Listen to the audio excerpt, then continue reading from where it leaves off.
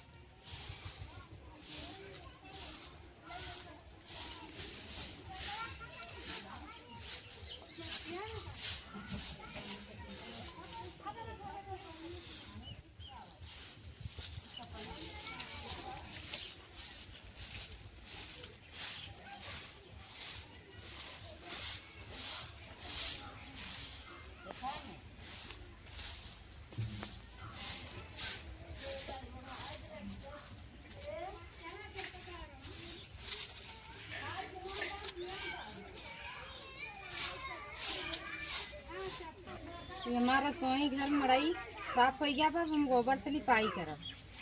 तो दोस्तों पानी माटी और ये गोबर और इससे लिपाई करब।